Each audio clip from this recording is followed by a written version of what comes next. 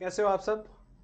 एक बार फिर से आप सभी का स्वागत, अभिनंदन आपके इस डिजिटल प्लेटफॉर्म पर। मैं गणपत पूनिया। सेशन चल रहा था हमारा शिक्षा मनोविज्ञान सेकंड ग्रेड का। यूनिट चल रही थी हमारी तीसरी, जिसमें पहले यूनिट शिक्षा मनोविज्ञान का इतिहास, उसका महत्व। सेकंड चल रहा था हमारा अधिगम, वो हमारा कंप्लीट हो गया था। अब हमारा जो सेशन चल रहा है वो है शिक्षार्थी का विकास, यानी एक बालक का विकास कैसे हो रहा है, कैसे उसका विकास होना चाहिए, क्या उसके जीवन में कौन कौन से कारक उसको प्रभावित करते हैं और ध्यान रखने वाली कौन कौन सी बातें हैं। विकास किस अवस्था में तेज़ी से हो रहा है, कौन सी अवस्था में धीरे हो रहा है, उन सारी बातों पर हम इस सेशन के अंतर्गत बात करने जा रहे हैं। तो बने रहे आप सेशन के लास्ट तक और बिना वक्त गवाए आपका सेशन करते हैं शुरू।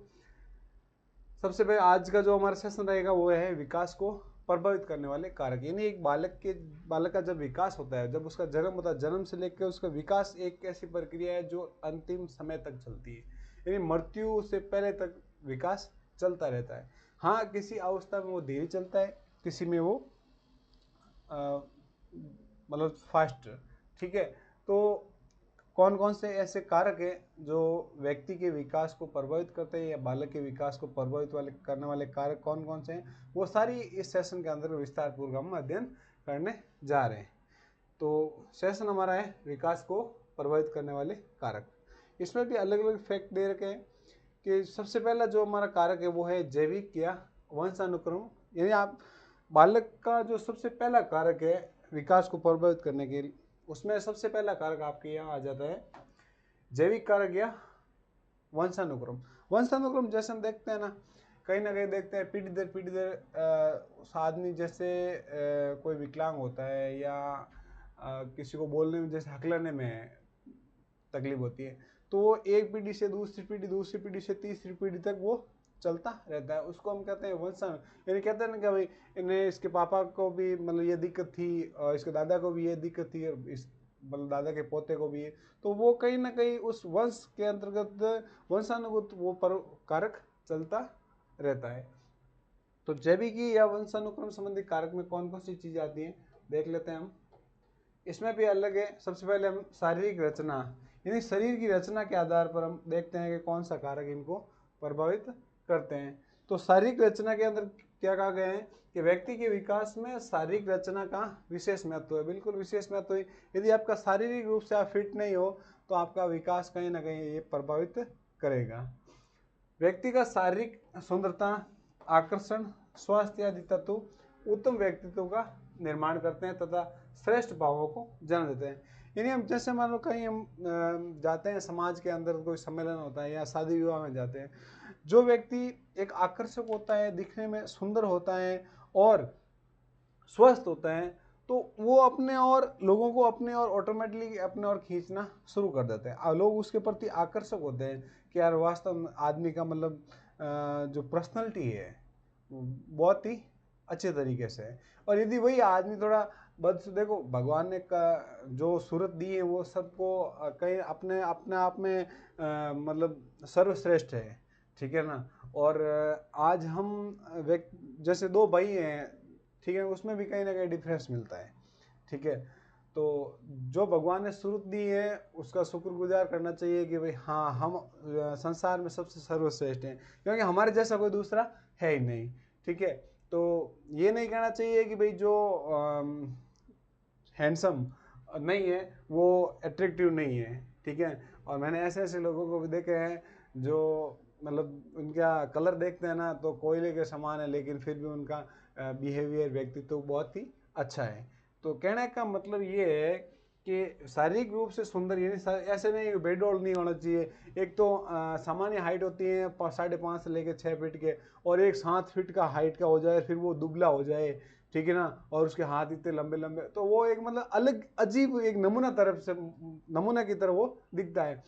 शारीरिक संरचना में यदि मान लो किसी का वजन ज़्यादा हो, ठीक है ना, और हाइट मान लो 5 फीट और वजन उसका 1 क्विंटल से बाहर हो, तो फिर आप देख लो, अनुमान लगा लो कि उसको मतलब किस नज़रिए से देखते हैं। एक होता है जैसे 5.5 मेरे जैसा देख लो आप, 5.5-6 फीट की हाइट हो, 70-75 के आसपास वजन हो, दिखने में थोड़ा खूबसूरत हो, तो कहीं ना कहीं वो एक आकर्षण वाली भावना लोगों में जागृत हो जाती है।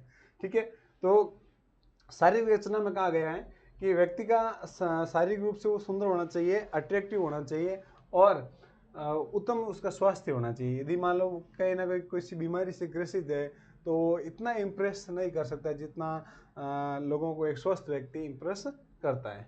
तो शरीर रचना में ये कारक महत्वपूर्ण है। यदि इन कारकों की उपस्थिति नहीं होती है तो कहीं ना कहीं विकास प्रभावित होता है। फिर दूसरा हमारा है अंतःस्रावी ग्रंथियां। हमारे शरीर में जो ग्रंथियां हैं उनका भी योगदान रहता है हमारे विकास में, शारीरिक विकास में। अब कौन कौन सी ग्रंथियां हैं, कौन कौन सी ग्रंथियां अपना क्या काम करती है, देखते हैं हम कि प्रत्येक व्यक्ति के शरीर में कुछ अंतःस्रावी ग्रंथियां होती हैं। ये आप सबको पता होगा क्योंकि आपने ज़्यादा नहीं तो 10th तक तो आपने साइंस पढ़ी है, ठीक है ना। फिर आप कला वर्ग में आ गए हो तो कोई नहीं, तो अंतःस्रावी ग्रंथियों के बारे में आप सबको मालूम है।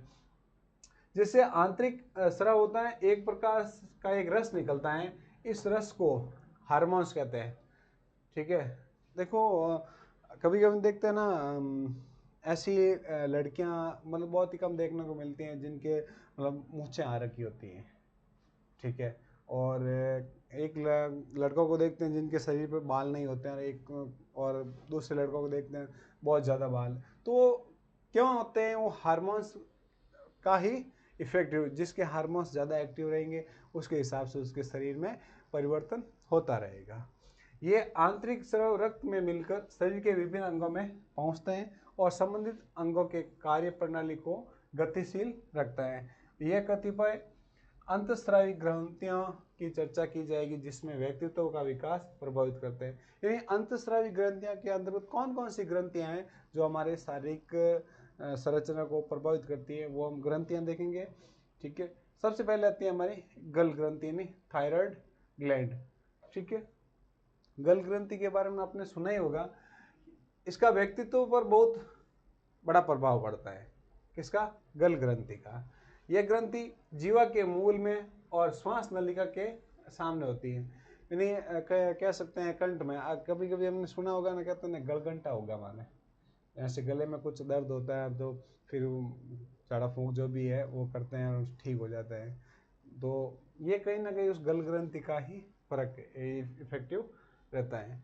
इस ग्रंथि का यदि स्राव अधिक होता है तो व्यक्ति चिंता, बेचैनी, तनाव और उत्तेजना आदि का अनुभव करता है। यानी गल ग्रंथि का यदि स्राव ज़्यादा हो रहा है तो वो क्या करता है कि आपको बेचैनी महसूस होती है, आपको तनाव महसूस होते हैं, आप बहुत ज़्यादा उत्तेजित होते हैं और आप कहीं ना कहीं चिंता को महसूस करते हो। और यदि कम होता है तो व्यक्ति में थकावट, खिन्नता, मानसिक दुर्बलता आदि का अनुभव करता है। इसलिए व्यक्ति के व्यक्तित्व को समुचित विकास के लिए गल ग्रंथि का उचित क्रियाशीलता आवश्यक है।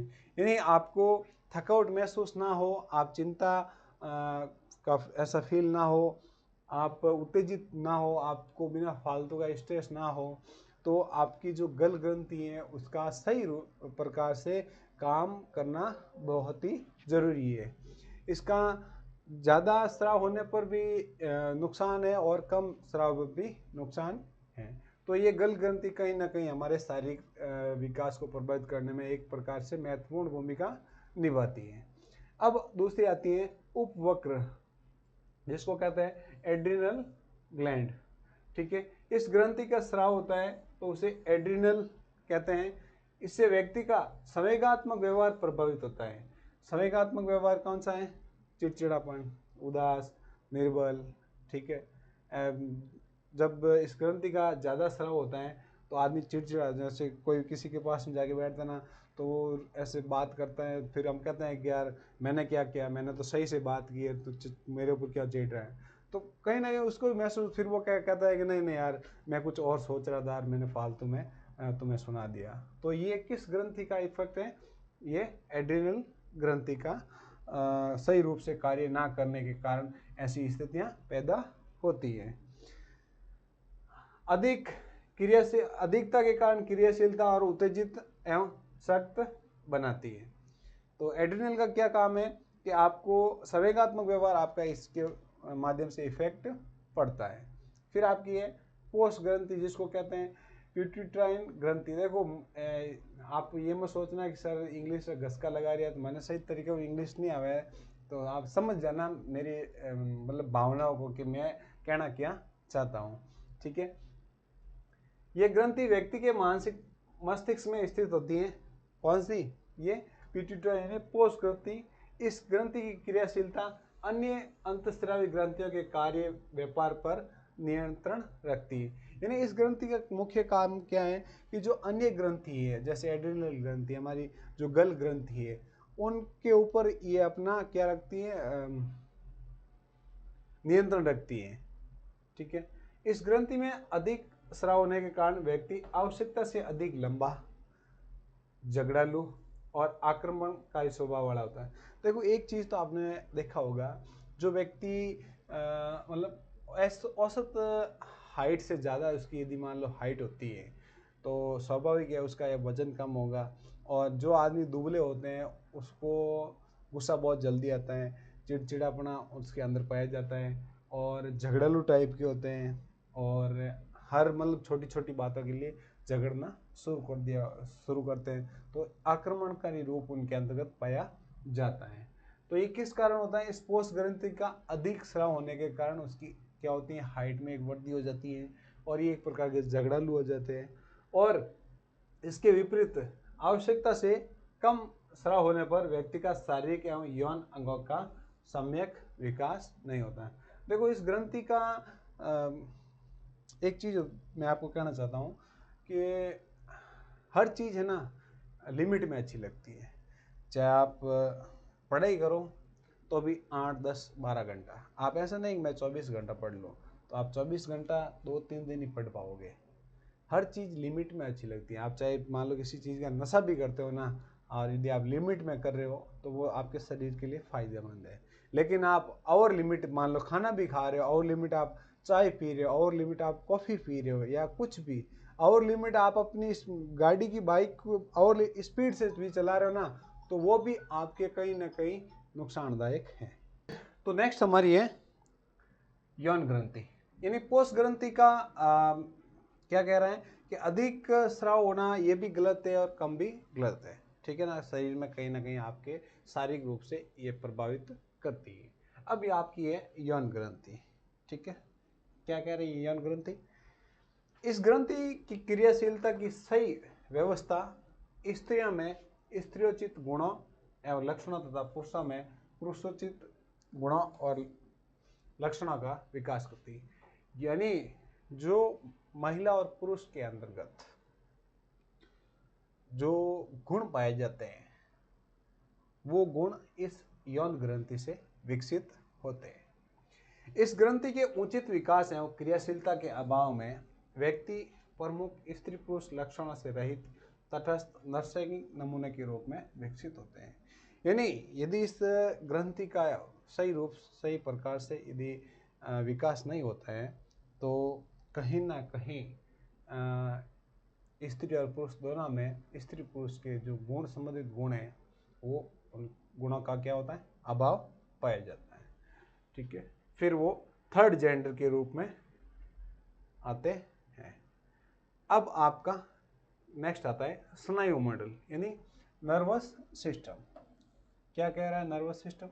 जिस व्यक्ति का स्नायु मंडल जितना अधिक सुव्यवस्थित होगा, उसका व्यक्तित्व उतना ही अधिक विकसित होगा। स्नायु मंडल के व्यवस्थित होने से मानसिक क्रियाएं सुचारू रूप से चलती रहती हैं। यानी आपका जो नर्वस सिस्टम है वो यदि सही ढंग से सुनियोजित तरीके से चल रहा है, तो कहीं ना कहीं आपका व्यक्तित्व भी बहुत ही शानदार तरीके से विकसित होगा। और यदि आपका नर्वस सिस्टम यदि मान लो थोड़ा बहुत भी डगमगाया, तो आपका व्यक्तित्व जो आपकी जो पर्सनालिटी है वो भी डगमगाने शुरू हो जाएगी। मानसिक क्रियाओं के द्वारा व्यक्ति का व्यवहार नियंत्रित होता है। मानसिक क्रियाओं से व्यक्ति का क्या होता है, व्यवहार नियंत्रित होता है, और व्यवहार से व्यक्तित्व का परिचय मिलता है। जैसे बात करें हम ये क्या कह रहा है कि मानसिक क्रियाओं से व्यक्ति का व्यवहार, यदि मान लीजिए आपका व्यवहार आप बहुत ज़्यादा उत्तेजित हो जाते हो, बहुत ज़्यादा मतलब झगड़ालू प्रवृत्ति के हो जाते हो, तो लोग आपसे मतलब दूरी बनानी शुरू कर देगी। और आपका मानसिक, आप लोग क्या कहेंगे, ये तो मेंटल है। तो मेंटल कहने का ये मतलब है कि यदि आपका माइंड सही ढंग से काम कर रहा है तो आपका व्यवहार भी अच्छा होगा, और यदि आपका व्यवहार भी अच्छा होगा तो आपके व्यक्तित्व में अपना आप सकारात्मक रिजल्ट आपको देखने को मिल जाएगा। इस प्रकार से व्यक्तित्व के विकास में स्नायु मंडल की सुव्यवस्था आवश्यक है। यानी आपके जो स्नायु मंडल है उसका सुव्यवस्थित ढंग से रहना बहुत ही महत्वपूर्ण है। अब आपकी आती है बुद्धि, जो अब चलो बुद्धि पे आपको ज़्यादा कुछ नहीं कहूँ मैं। बुद्धि के बिना आदमी पशु के समान है, ठीक है ना। इंसान, मानव और पशुओं में बुद्धि का ही फर्क है, ठीक है। व्यक्ति के निर्धारण में बुद्धि का प्रभाव उसके व्यक्तित्व पर पड़ता है। तीव्र बुद्धि वाले व्यक्ति का व्यक्तित्व सामान्य अथवा मंद बुद्धि वाले व्यक्ति के व्यक्तित्व की अपेक्षा भिन्न होता है। यानी आपकी बुद्धि का लेवल अच्छा होगा, आपकी बुद्धि का लेवल अच्छा होगा तो कहीं ना कहीं आपका जो व्यक्तित्व है वो भी सही तरीके से काम करेगा। और बुद्धि का लेवल मान लो यदि कम होता है तो आप मंद बुद्धि के भी शिकार हो जाते हो।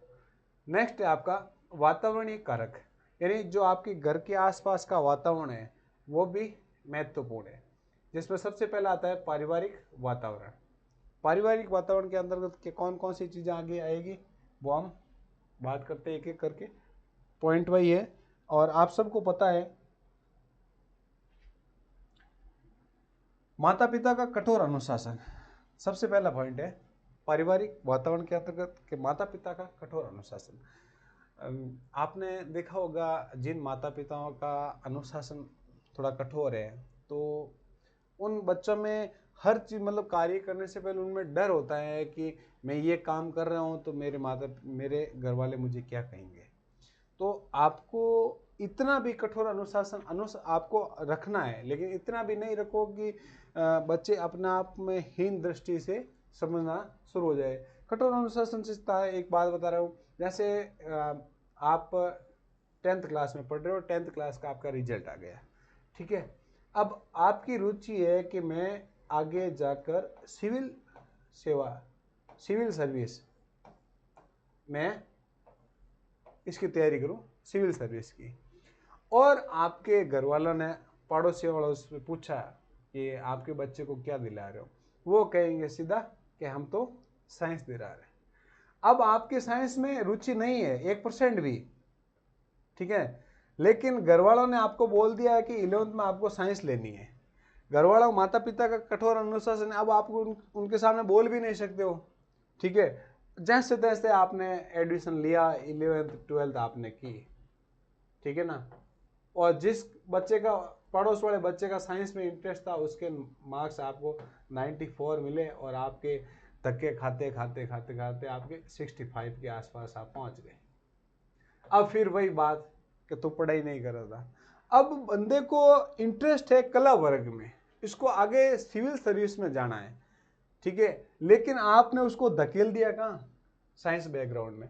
अब उसके साइंस बैकग्राउंड सारी की सारी ऊपर से जा रही है, ठीक है ना, लेकिन वो माता पिता के इस कठोर अनुशासन की वजह से उस चीज को झेल रहा है। और आजकल जो हम देख रहे हैं ना, सुसाइड, जैसे कोटा में सुसाइड हो रहे हैं, तो कहीं ना कहीं ये एक कारक है। बच्चे को एमबीबीएस नहीं करनी है, लेकिन घर वाले कहे नहीं तू जा डॉक्टर बन, फिर वो लास्ट में जाके क्या करते हैं, सुसाइड करते हैं। तो अनुशासन घर वालों का इतना भी प्रेशर नहीं होना चाहिए, इतना भी कठोर अनुशासन नहीं होना चाहिए कि आप अपने बच्चे की भावनाओं को नहीं समझो। बच्चों की भावनाओं को जानना चाहिए, उनको समझना चाहिए। हाँ, यदि बच्चा रुचि नहीं ले रहा, लेकिन आप उसको एक सकारात्मक तरीके से उसको बताओ कि वर्तमान में मतलब यदि आप साइंस बैकग्राउंड से होगे, यदि आप एमबीबीएस करोगे तो आपका कैरियर इस तरह से होगा, ठीक है ना। आप मान लो गवर्नमेंट नहीं लगो तो भी आपके पास अपना खुद का मतलब काम होगा, इस तरह से आप उसको समझा के उस चीज़ में डाल सकते हो। लेकिन आप तो पड़ोस वाला ने बोल दिया कि मेरा बच्चा कॉमर्स ले रहा है और आपके बच्चे को साइंस में इंटरेस्ट है और आप कॉमर्स में धकेल लो कि बैंकिंग फील्ड में जा, तो वो बच्चे सक्सेस नहीं हो पाते हैं। ठीक है। फिर दूसरा कि माता पिता का पक्षपातपूर्ण व्यवहार। पक्षपातपूर्ण व्यवहार के सर ये पक्षपात कैसे होता है? जैसे मान लीजिए आप अपने माता पिता के 1, 2 और 3 संतान का आपका क्रमांक है, उनके 3 बच्चे हैं। अब 3 बच्चों में पक्षपात देखो होता है, ठीक है ना। अब कोई कहेंगे सर नहीं होते हैं, माता पिता के लिए सब बच्चे समान होते हैं। हाँ, ये नहीं कह रहा हूँ कि पक्षपात का करने का मतलब ये नहीं कि तीसरे वाला का मर्डर कर दे, नहीं। देखो जब फर्स्ट बच्चा होता है ना, तो उसके प्रति जो प्यार वो एक अलग ही होता है। सेकंड नंबर वाले पे जैसे हाँ ठीक है, थर्ड वाले पे जाते जाते वो जैसे फर्स्ट वाले के कपड़े पुराने हुए या तो टाइट हो गए तो सेकंड वाले ने पहन लिया, सेकंड वाले के टाइट हुए थर्ड वाले के। ठीक है, ध्यान किधर दे रहे हो? फर्स्ट वाले पे। एक वो बोल रहे हैं कि हाँ बड़ा बेटा इंजीनियरिंग कर ली, अच्छा तो ऐसा कर, दूसरे वाला तू बीए कर ले। अब उसको इंजीनियरिंग करने का इंटरेस्ट है, वो इंजीनियरिंग कर सकता है, लेकिन नहीं, ये पक्षपात तो कहीं ना कहीं आपके शारीरिक रूप से भी ये माता पिता का जो पक्षपातपूर्ण रवैया है ये आपके प्रभावित करता है। फिर है माता पिता की अत्यधिक ममता। अब आप कहोगे कि सर ऊपर तो बताया पक्षपात का, था आपने चलो बता दिया, ठीक है, कठोर अनुशासन आपने एक्सप्लेन कर दिया। अब ये अत्यधिक ममता ये कैसे प्रभावित करती है? ये तो बच्चों पर होनी चाहिए, हाँ होनी चाहिए। जैसे अभी हम देखते हैं बच्चा 8वीं या 9वीं क्लास में पढ़ता है और घर वाले उसको स्कूटी दिला देते हैं। स्पीड चलानी चाहिए 40 से, उसके पास ना तो लाइसेंस है, ठीक है, 40 की स्पीड से उसको चलाने घर वाले बोलते हैं, लेकिन वो अपनी जवानी की इस जोश में आके वो गाड़ी चला रहे हैं 60-80 के आसपास। ये उनका ममता, मतलब माता पिता की उन्होंने ख्वाहिश की कि मैं 8वीं में इतने नंबर लेके आऊँगा मुझे स्कूटी दिलाओगे, मैं 8वीं में इतने नंबर लेके आऊँगा मुझे मोबाइल दिलाओगे, ठीक है ना। तो वो जैसे जैसे डिमांडें करता जाता है घर वाले उनकी पूरी करते जाते हैं। तो जितनी ज़्यादा आप बच्चों की डिमांडें आसानी से पूरी करते जाओगे तो आपका बच्चा कहीं ना कहीं गलत संगत की ओर मतलब बढ़ना शुरू हो जाएगा, क्योंकि उसकी डिमांड उसने डिमांड की और आपने पूरी कर दी। उसको डिमांड थी कि 10,000 रुपये चाहिए और आपने ये नहीं पूछा कि कहाँ ज़रूरत है, और आपने सीधा उसको पकड़ा दिया 10,000 रुपये। अब वो 10,000 से क्या कर रहा है क्या नहीं कर रहा है वो आप नहीं सोच रहे हो। तो ये अत्यधिक प्रेम बच्चों के प्रति ये भी खराब है। फिर है माता पिता द्वारा ऊंचे आदर्शों को थोपना। ऊंचे आदर्शों का मतलब कि मेरा बेटा तो भगत सिंह जैसा बनेगा। अब बेचारे का शरीर ही इतना दुबला पतला है, वो भगत सिंह कैसे बनेगा? अब बोल रहे हैं कि स्वामी विवेकानंद ने इस उम्र में ये किया था वो किया था। वो स्वामी विवेकानंद की उम्र में वो बातें अलग थी। अब आज अपने जीवन में हाँ उनके आदर्शों को हम मान सकते हो, लेकिन उसने इतनी कम उम्र में जो आईएएस की परीक्षा उन्होंने उत्तीर्ण कर ली है, आप अपने बच्चों के ऊपर थोड़ी मतलब थोप सकते हो कि स्वामी विवेकानंद ने कठिन परिस्थितियों के बावजूद भी उन्होंने आईएएस की परीक्षा उत्तीर्ण कर ली, तो आप क्या नहीं कर सकते? वो परिस्थितियां अलग थी, समय अलग था, दौर अलग था। आज चीज़ें जमीन आसमान में के बीच जो फर्क है उसके हिसाब से बदल गई है। तो आप ऊंचे आदर्श को नहीं थोपने चाहिए। यदि आप ऊंचे आदर्श थोपते हो तो कहीं ना कहीं आपके बच्चे का विकास प्रभावित होता है। माता पिता का असंतोषजनक वैवाहिक जीवन। असंतोषजनक वैवाहिक जीवन कैसे कि लड़का लड़की शादी किसी और से करना चाहते थे और घर वालों ने करवा दी। अब जीवन वो वैवाहिक जीवन जी रहे हैं, लेकिन एक समाज के डर से, घर वालों के डर से कहें भाई हाँ इस जिस बंधन में बंध गए अब उसको निभाना है, ठीक है। तो उनका असंतोषजनक विवाह जीवन भी कहीं ना कहीं बच्चे के विकास को प्रभावित करता है। परिवार में स्थान या जन्म क्रम, ये मैंने आपको पहले बता दिया है कि आपका स्थान यदि मान लो फर्स्ट नंबर पे है, आपकी प्राइवेसी मतलब आपका जो लालन पालन है वो अच्छे से होगा। और आपका लास्ट नंबर पे है तो आपका लालन पालन उसके हिसाब से होगा। पोषण यानी आपका खान पान, घर वाले आपको कैसा किस तरह से खाना खिलाते हैं। आप आजकल देखते हैं बच्चों को बाहरी भोजन ज़्यादा मिलता है, तो 8-10 साल में बच्चों के दांत, मतलब जो नए दांत आते हैं वो भी गिरने शुरू हो जाते हैं। बच्चों के 8-9वीं क्लास में बच्चों के चश्मा लगने शुरू हो गए। तो कहीं ना कहीं ये पोषण, उपयुक्त रूप से पोषण नहीं मिल रहा है, जिसकी वजह से ये सारी कमियां पाई जाती हैं। छोटे छोटे बच्चों को देखते हैं बाल सफ़ेद आ गए, बाल झड़ने शुरू हो गए। ये सारी कमियां इस पोषण के माध्यम से ही हो रही है। अब आपके सामने आता है विद्यालय वातावरण। पारिवारिक वातावरण आपका कंप्लीट हो गया। अब आता है आपका विद्यालय वातावरण। अनुचित पाठ्यक्रम।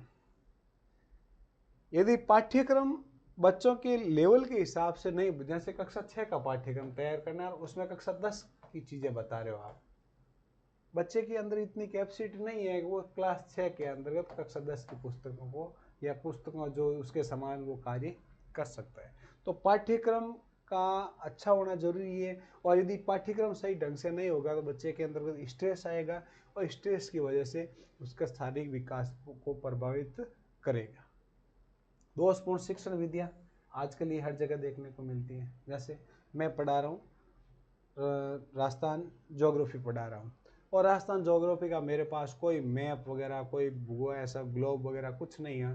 मैं बता रहा हूँ जोधपुर इधर है, धौलपुर इधर है, बीकानेर इधर है, ये है, तो बच्चे के समझ में नहीं आता है। वही चीज़ें यदि मैं मान लो एक ढंग से मानचित्र को तैयार करके ले और उनको बताऊं कि भाई हाँ राजस्थान के अंदर 41 जिले हैं, 7 संभाग है, कौन सा जिला कहाँ आया हुआ है, कौन सा जिला किस साइड है, उत्तर में कौन सा जिला है, दक्षिण में कौन सा जिला है, पूर्व पश्चिम में कौन से जिले हैं, तो यदि मानचित्र के माध्यम से या मैं ग्लोब के माध्यम से यदि उनको बताऊं तो वो सारी चीज़ें उनको समझ में आएगी। तो शिक्षण विधियाँ सही ढंग से होनी चाहिए। दोस्तों परीक्षा प्रणाली, आज वर्तमान में हम चाहे विद्यालय स्तर पर देखें या आप कंपटीशन स्तर पर देखें, ये परीक्षा प्रणाली कहीं ना कहीं मतलब मुख्य रूप से दोषी है। या तो एक तो टाइम पे एग्जाम होते नहीं है, ठीक है, और यदि मान लो एग्जाम डेट से पहले 5 दिन पहले आ जाता है कोई एग्जाम पोस्टपोन हो गए, तो ये दोषपूर्ण परीक्षा प्रणाली हुई। जो सिलेबस दिया हुआ है, जिसके अकॉर्डिंग पर्सन आने चाहिए, उसके अकॉर्डिंग पर्सन आ नहीं रहे हैं। आरपीएससी और अधीनस्थ बोर्ड पता नहीं क्वेश्चन कहाँ से लेके आते हैं। और पिछले 5-6 भर्ती परीक्षा में मैंने देखा राजस्थान राज्य व्यवस्था का जो पेपर बना रहा है ना भाई साहब, उनको तो नमन है कि वो या तो विद्यार्थियों से अपनी निकाल रहे हैं, भड़ास निकाल रहा है इस तरीके से प्रश्न पूछ के। मतलब आप कितना भी पढ़ के चले जाओ, आपसे 100% क्वेश्चन राइट नहीं हो रहे हैं, तो कहीं ना कहीं गलती पेपर सेटर की है। फिर शिक्षक के व्यक्तित्व का प्रभाव, यदि एक अच्छा शिक्षक होगा, यदि एक अच्छे शिक्षक का व्यक्तित्व यदि होगा तो बच्चों के शारीरिक विकास में भी महत्वपूर्ण भागीदारी रहेगी। पर्याप्त सुविधाओं का अभाव, जैसे स्कूल तो आपने बना दी, अब सरकार, हमने देखा होगा हमारे राजस्थान की बात कर रहा हूँ, झालावाड़ में बच्चों के ऊपर गिर गई छत, तो हमारे शिक्षा मंत्री ने कह दिया कि हम सारी स्कूलों की मरम्मत नहीं करवा सकते। ऐसे शिक्षा मंत्री को तो चौराहे पर खड़े करके जूते मारने चाहिए, या बोलना चाहिए भाई आप पैसे नहीं दे सकते हो तो आप इस्तीफा तो दे सकते हो, पैसे आपके पास नहीं है, आपकी गवर्नमेंट के पास नहीं है, तो कोई दूसरा बनेगा, दूसरी गवर्नमेंट बनेगा, वो तो कहीं काम कर सकता है ना। लेकिन नहीं, सुविधाओं का अभाव है। बच्चे स्कूल के अंदर 250 प्लस एडिशन है और मास्टर लगे हुए 4। अब एक मास्टर ऑफिस का काम करे, एक फोसार का काम करे और 2 मास्टर पढ़ाए, किस किस को पढ़ाए। तो पर्याप्त सुविधाओं का अभाव होने के कारण बच्चों का विकास प्रभावित होता है। अध्यापकों द्वारा छात्रों की खुली निंदा, देखो कक्षा के अंतर्गत एक अच्छे अध्यापक का कर्तव्य होता है कि वो किसी बच्चे की सबके सामने बेइज्जती ना करे। हाँ, किसी बच्चे से गलती हो जाती है तो आप उसको अलग से बुला के डांट सकते हो, लेकिन किसी भरी क्लास के अंदर यदि आप मान लो उसकी बेइज्जती करते हो या उसको डांटते हो तो उसके मन में कहीं ना कहीं उस सर के प्रति ईर्ष्या पैदा हो जाती है, और वो जो ईर्ष्या होता है वो धीरे धीरे बड़ा रूप लेना शुरू कर देती है। भीड़ भरी कक्षाएं, कक्षा के अंदर उपयुक्त होना चाहिए कि एक क्लास के अंतर्गत 20 स्टूडेंट की बैठने की क्षमता है तो उसको मैं 20 स्टूडेंट ही बैठाए, लेकिन क्षमता 20 की और अटेंडेंस पर मतलब 35 जनों को बिठा रहे हैं, तो कहीं ना कहीं ये भी विकास को प्रभावित करते हैं। अब है नेक्स्ट आपका भौगोलिक वातावरण। भौगोलिक वातावरण के अंतर्गत क्या आता है कि किसी स्थान की प्रकृति और जलवायु का प्रभाव वहाँ रहने वाले व्यक्तियों के व्यक्तित्व पर बहुत बड़ा प्रभाव डालते हैं। ठंडी जलवायु वाले देशों के लोग प्राय स्वस्थ, सुंदर, बुद्धिमान, सक्रिय और परिश्रमी होते हैं। जो हम देखते हैं, हम बात करते हैं हमारे भारत के अंतर्गत दक्षिणी साइड चले जाते हैं, केरल में सर्वाधिक साक्षरता है। क्यों है? वहाँ जो जलवायु है उसके अनुकूल जलवायु है। यहाँ बात करें पश्चिमी राजस्थान में तो भाई साहब यहाँ साल में 8 महीने पड़ती है गर्मी और 4 महीने पड़ती है दबा के सर्दी। ना तो सर्दी में सर्दी के मज़े ले सकते हो, ना गर्मी में गर्मी के मज़े ले सकते हो। ठीक है, तो वहाँ के लोग क्या होते हैं, बुद्धिमान होते हैं, सक्रिय होते हैं, परिश्रमी। हाँ, परिश्रमी तो क्या पता उनसे ज़्यादा यहाँ होते हैं, संघर्ष यहाँ ज़्यादा होता है। इसके विपरीत गर्म जलवायु वाले देशों के व्यक्ति काले, अस्वस्थ, निष्क्रिय, आलसी और अपेक्षाकृत कम बुद्धिमान होते हैं। फिर आपका मनोवैज्ञानिक वातावरण। मनोवैज्ञानिक वातावरण क्या कह रहा है कि प्रारंभिक आवश्यकताएं जैसे प्रेम, स्नेह, सहानुभूति का ना मिल पाना। देखो, हर एक व्यक्ति की आवश्यकता खाली भोजन, पानी, कपड़ा और आवास नहीं है, उसके अलावा लोगों का प्रेम भी मिलना आवश्यक है। उन लोगों के प्रति उनकी सहानुभूति और उसके प्रति स्नेह की भावना भी होनी चाहिए। मानसिक आघात ये भी विकास को प्रभावित करता है। यदि व्यक्ति का मानसिक रूप से सही ढंग से विकास नहीं होता है तो उसका विकास प्रभावित होगा। निर्देशन और परामर्श, यदि ये भी व्यक्ति को सही ढंग से नहीं मिले, भाई आप किसी कार्य को कर रहे हो और आपको सही ढंग से निर्देश नहीं मिले और आप उस कार्य को जानते भी नहीं हो कि मैं इस कार्य को इस तरीके से करना चाहता हूँ, आपको परामर्श भी नहीं दिया जाता है, तो कहीं ना कहीं वो आप कार्य 100% सही ढंग से आप नहीं कर पाते हो। फिर आपके सामने सामाजिक वातावरण। व्यक्ति से समाज का निर्माण होता है। यानी समाज का निर्माण कैसे होता है? व्यक्ति से होता है। जन्म से मृत्यु तक व्यक्ति किसी समाज में रहता है, उस समाज के व्यक्तियों, परिस्थितियों का प्रभाव उस व्यक्ति पर पड़ता है। व्यक्तियों के माता पिता, परिवार, पास पड़ोस, इष्ट मित्र, समूह, विद्यालय आदि का प्रभाव उसके व्यक्तित्व पर पड़ता है। और अच्छे सामाजिक वातावरण में व्यवस्थित व्यक्तित्व और बुरे सामाजिक वातावरण में विकृत व्यक्तित्व का निर्माण होता है। अब बड़े मारवाड़ी में क्या उठते नहीं कि संगड़ीरा फल पाके, तो जैसी आपकी संगत होगी वैसे आप लोग उसके हिसाब से आप व्यवहार करोगे। यदि आपका समाज यदि अच्छा है, समाज का वातावरण अच्छा है, तो आप समाज में आपका व्यक्तित्व भी अच्छा रहेगा। और यदि समाज के अंतर्गत नकारात्मक भावनाएं कहें कि जैसे कहीं कहीं देखने को मिलता है ना कि लड़कियों को नहीं पढ़ाना चाहिए, क्यों नहीं पढ़ाना चाहिए, ये एक समाज की कुरीति है, लड़कियों को नहीं पढ़ाना चाहिए। पढ़ाना चाहिए, ठीक है, जिससे क्या है सकारात्मक परिणाम मिले आपको। फिर आपका सांस्कृतिक पर्यावरण। सामान्यतः व्यक्ति के खान पान, रहन सहन, आचार विचार और चिंतन, रीति रिवाज, कार्यशैली आदि के समुच्चय को संस्कृति की संज्ञा दी गई है। व्यक्ति का जैसा सांस्कृतिक वातावरण होगा उसका व्यक्तित्व बहुत कुछ उसी के अनुकूल होगा। जहाँ की संस्कृति तर्क प्रधान है वहाँ के लोग अधिक तार्किक हो गए, किंतु जहाँ आस्था, विश्वास, प्रथा और रूढ़िवादी लोग, रीतियाँ आदि का बोलबाला है, वहाँ के लोगों में तर्क की अपेक्षा आस्था के दर्शन होंगे। देखो, यदि मान लो किसी संस्कृति के अंतर्गत हर एक चीज़ का तर्क निकाला जाता है। भाई आप जैसे मान लो इस पानी की इस बोतल आया तो क्यों आया, इसका क्या कारण है, क्या ये सेफ है हमारे लिए, और क्वेश्चन करते हो और वहाँ आपको उत्तर मिलते हैं, तो आपका कहीं ना कहीं जीवन या आपका जो सांस्कृतिक परिवेश है वो अच्छा है।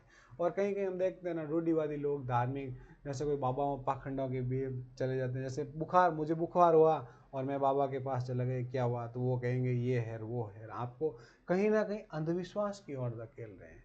तो आप जैसी संस्कृति के अंदर रहोगे वैसा आपका व्यक्तित्व का निर्माण होगा। फिर आपके तीसरा ऑप्शन है कि जन संचार माध्यम का प्रभाव। यानी जो वर्तमान में जो हमारा सोशल मीडिया है उसका हमारे जीवन में भी बहुत बड़ा प्रभाव पड़ता है। जनसंचार के साधन जैसे समाचार पत्र हो गए, पत्रिकाएं होगी, पुस्तकें, रेडियो। रेडियो तो आजकल ख़त्म हो गया, रेडियो तो कोई सुनता ही नहीं है, किसी के घर में पड़ा होगा और मतलब मिलेगा भी बहुत ही कम लोग हैं, बाकी कबाड़ के अंतर्गत ये आ गए हैं।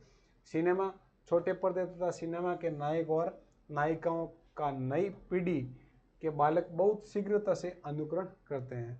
जैसे आज हम छोटे छोटे बच्चे सिनेमा में फिल्म देखने जाते हैं तो या टीवी भी देखते हैं हमारे घर में, तो वो उन नायक और नायिका का क्या करते हैं, कॉपी करते हैं, उसके हिसाब से खाना खाना, उसके हिसाब से घर में बोलना, बात करने का उनका तरीका, हेयर स्टाइल उनकी, कपड़े उसके हिसाब से पहनना। ठीक है, तो आधुनिक शिक्षा तंत्र में ये संचार के माध्यमों के साथ साथ शिक्षा का अटूट संबंध बनता जा रहा है। आज सोशल मीडिया के माध्यम से हम कहीं ना कहीं ऐसी ऐसी चीज़ें हमें मिलती हैं जो हमें पहले पता नहीं थी। तो कहने का ये मतलब है, जो विकास को प्रभावित करने वाले कारक होते हैं ना, उसके अंतर्गत ही मुख्य सार यही है कि जो भी कारक है वो उन कारकों का अधिक होना भी खराब है और कम होना भी खराब है। यदि आपकी जो अंतःस्रावी ग्रंथि की यदि वापस में बात करूं, तो उन ग्रंथियों का स्रावित अधिक में भी आपको नुकसानदायक है और कम में भी नुकसान, आपका बराबर लेवल आपका बराबर होना चाहिए। जैसे एक छोटा सा एग्जांपल, अपेंडिक्स हर एक व्यक्ति में होता है, ठीक है ना, किसी को तकलीफ करता है, किसी को नहीं करता है। जैसे बीपी, किसी की हाई होती है, किसी की लो होती, सब के अंतर्गत है। तो कुछ कारणों की वजह से किसी की लो होनी शुरू हो जाती है, किसी की हाई होनी शुरू हो जाती है। तो व्यक्ति का यदि आप सही ढंग से, आपका शारीरिक विकास सही ढंग से हो, तो आपकी सारी चीज़ों का समान रूप से तालमेल होना चाहिए। आज का हमारा सेशन यहीं तक है। विकास का प्रभावित करने वाले कारक हमने पूरे विस्तार से एक्सप्लेन किया है और मुझे पूर्ण भरोसा है कि आपको ये कारक समझ में आए होंगे। और यदि फिर भी यदि आपको कोई चीज़ समझ में नहीं आई है तो आप कमेंट में कमेंट कर देना, मैं फिर नेक्स्ट क्लास में वो कारक या जो भी आपकी समस्या है उसका समाधान करने का पूरा प्रयास किया जाएगा। बहुत बहुत धन्यवाद।